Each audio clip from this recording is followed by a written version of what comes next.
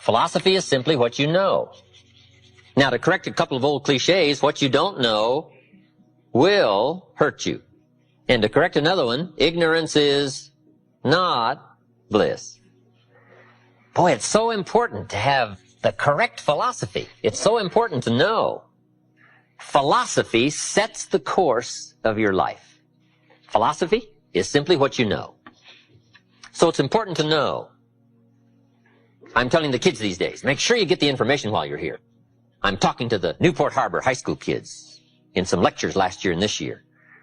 And my encouragement is, make sure you get all the information while you're here. I know it's laborious. I know it isn't easy to read the books and take the classes and try to get good grades. But hey, while you're here, gather it all up. The book you miss will make a difference. Right? The information you don't get will make a difference in the legacy of your equities over the next few months, the next few years. So philosophy, this is where it all begins. Now, I've divided philosophy into three parts. One is basic, starting out philosophy. The baby starts processing information right away. Cold is bad, warm is good, hungry is awful, food is terrific. The baby starts reacting and processing information and having certain reactions to it. So our philosophy starts early, gathering information and reacting to it.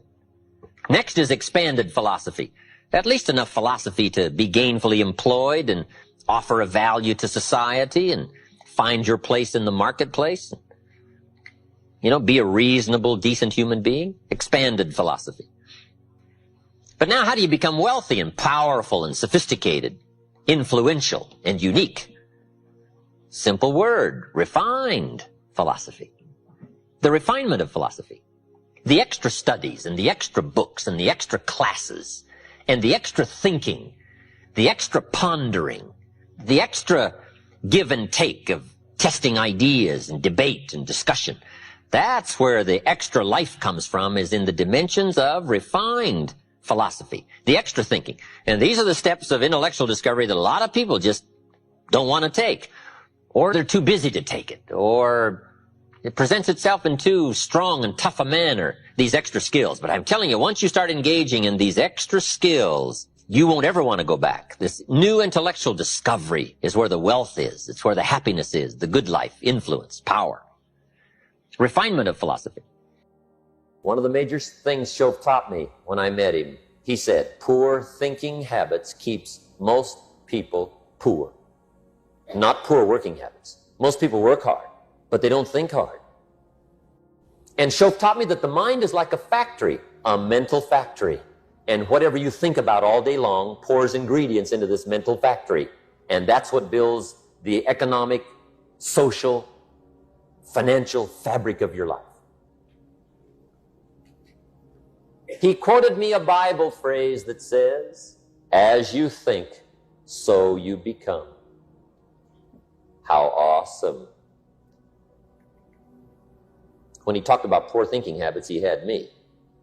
I used to start the day reading the morning newspaper. I mean, you can believe that or not. I'd get a cup of coffee and read the paper. I'd load up on wars and riots and murders and stabbings and killings and bank robberies and muggings and car wrecks and tragedies. I'd even read the back pages. I seem to like that stuff for some weird reason. I'd load up on all that, and then I'd start the day. You can imagine the kind of days I used to have.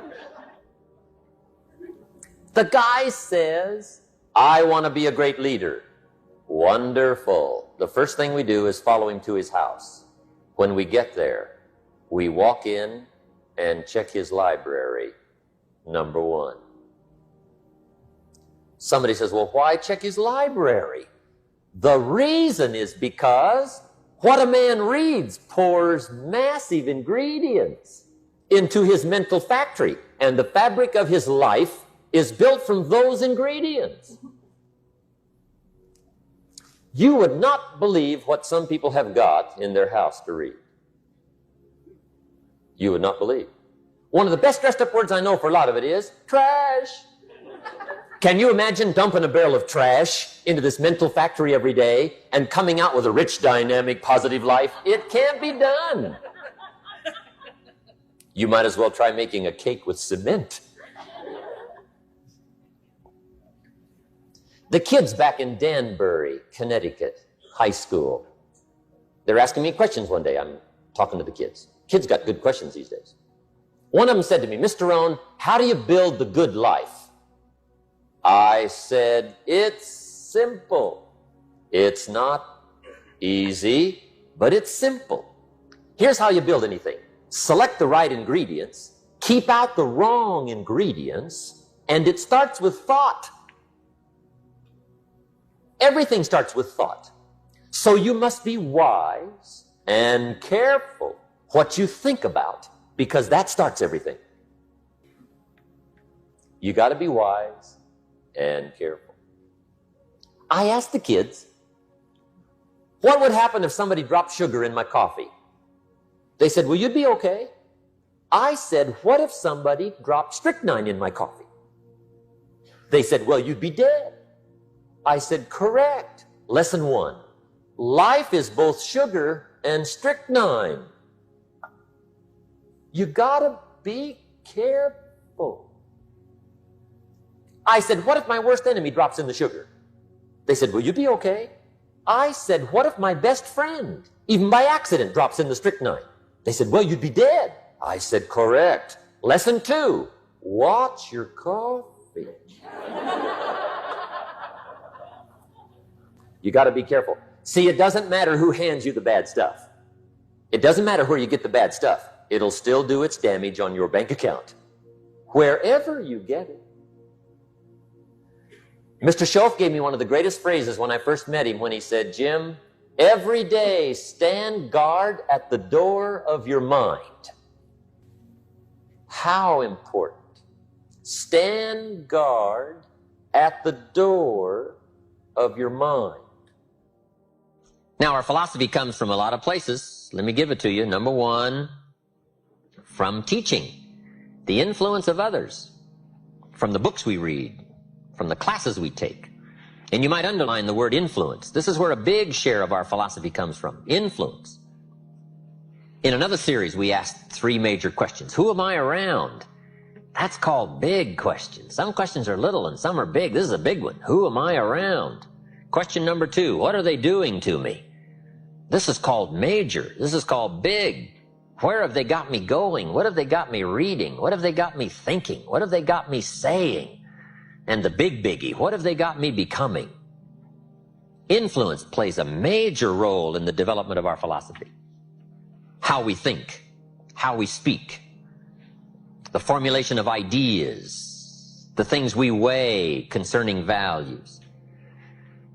All of this is so important. What we know, the mind, thinking, processing ideas and information. Ideas are simply information taking form. Now, we do something very important with what we know. We weigh it. We put it on our mental scales and we weigh it. And I don't know, we may give it a number from 1 to 10. Probably not consciously. But if we hear something and we come into possession of some information and we give it a 10, we'll probably act on it right away. If we give it a 1, we'll probably let it slide. If it's important, we'll do something about it. If we don't think it's important, we'll probably let it go. But it's so important to evaluate. A key word we learn in leadership skill training, perception. Trying to find value in something. Where is the value? How valuable is it? How important is it? Is there something here that I can't see at first glance? Is there something below the surface? Is there something in the inner workings of it? What goes behind it? What goes beyond it? What is its origin? All of these questions that help us come to the perception of value, ideas, evaluating information. Now, here's what's important, to have a good set of mental scales. What if in processing information your mental scales were off? And you weighed everything a little wrong? Do you think that would affect your life? The answer is, of course. And all you got to be is a little off for 10 years. And you can imagine what the difference is. I got a key phrase for you. Life accumulates. We either accumulate the debt or the value. We either accumulate the regret or we accumulate the equity. Now, we must all suffer one of 2 pains. The pain of discipline or the pain of regret. And I'm suggesting discipline. Mental discipline to refine ideas. Of course it's laborious and of course it's a push, but it's called small price to pay so that you won't have the regret later on. Regret weighs tons. Discipline weighs ounces. So if you accept the early ounces of discipline of thought to refine ideas and not just let major questions go by, what about society? What about the government? What about taxes? What about religion? What about life? What about capital? What about business? What about society? All of these major questions. What about my life and my value and my place and my future? And what about life? What about origin? What about destiny? What about opportunity? What about possibility? All of these major questions, to let them go casually by is to miss the treasures that your life could accumulate into in the coming months, the coming years. So this is called major. What we ponder and what we think about sets the course of our life. It's like the set of the sail that's taking us somewhere. Let me give you a good question to write down. Where are my thoughts taking me? This is a biggie question. Where are my thoughts taking me? These are some of the things you want to make sure of. You might be able to be casual about some things, but here's some things not to be casual about. My philosophy is taking me somewhere. Big question, where? The accumulation of equity will either be there or won't be there. Life accumulates. And I'm either accumulating debt that I'll be sorry for, or I'm accumulating value that I'll be happy about. Key phrase, up front, the decisions are easy. Now, sometimes after we've lived a few years now, to repair our mistakes and get back on track seems like a tough job. But here's the key, and it's so exciting to talk to the teenagers. Make the note. If you start early, the fortune belongs to you. If you start early. All fortunes that are available to humans, if you start early, the promise looms large and the odds are heavy in your favor. Now, yes, it's possible to do some radical things starting late and still arrive with some good treasures and some good things. But when you haven't got that much time left, now sometimes the decision has to be so drastic people are not willing to make it, and they're too tired and too weary and too ill. And say, look, I don't have much time left. It's not going to happen for me anyway. It's easy to take that attitude. But everyone here, we've got the time over the next 10 years. We've got the time the next 20 years. We've got the time the next 30 years to make some repair now in our errors of the past and set up some new disciplines. And I'm telling you, that's going to change everything. So, 5 years from now, I wish for you to arrive at a well-designed place. A place of productivity, a place that'll make you feel good about yourself, a place that'll give you honor and respect, a place that'll give you influence to touch other people 5 years from now that you couldn't do today. Where will you be in 5 years? Key phrase, we go the direction we face. We go the direction we face.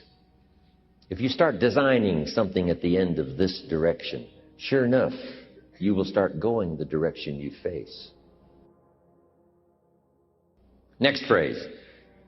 Direction determines destination. Destination is not determined by hope. It's not determined by wish. Destination is determined by direction. You cannot change destination overnight.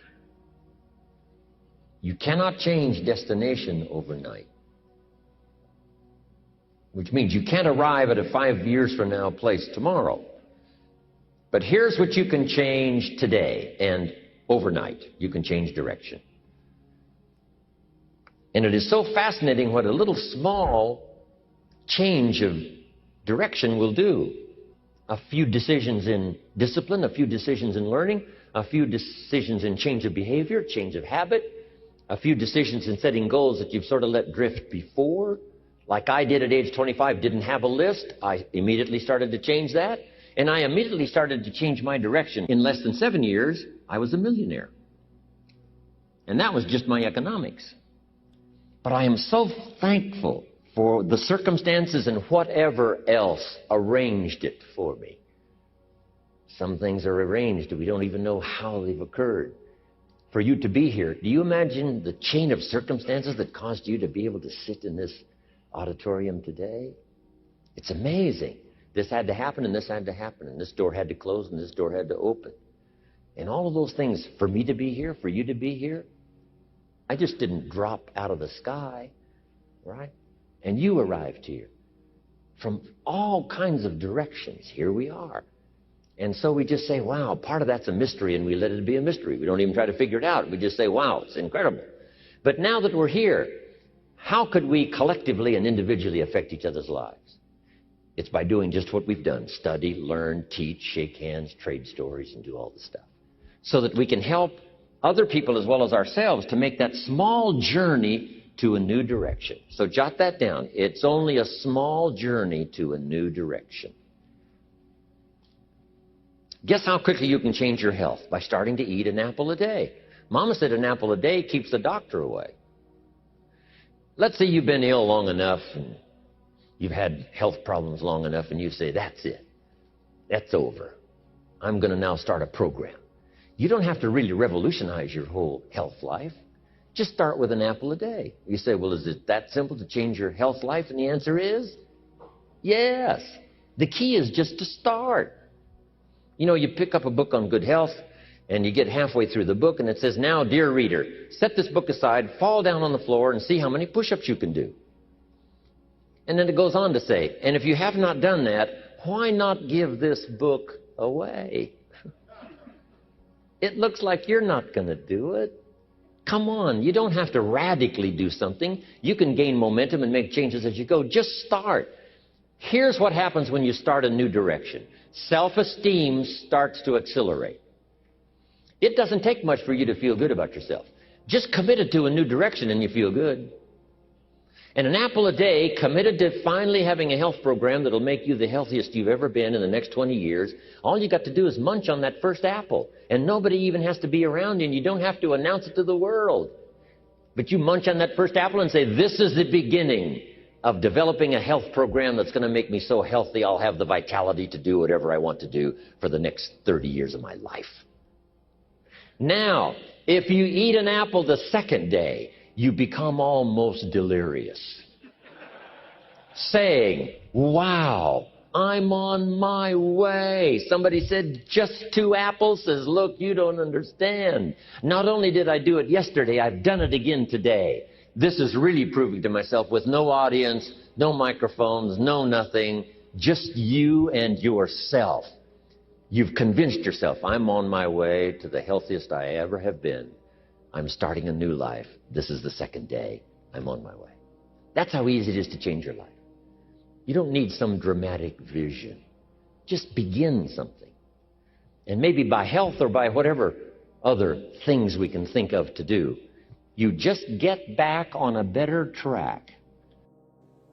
And you decide what goes into your mental factory. Don't let anybody just dump anything they want to in your mental factory, because you've got to live with the result.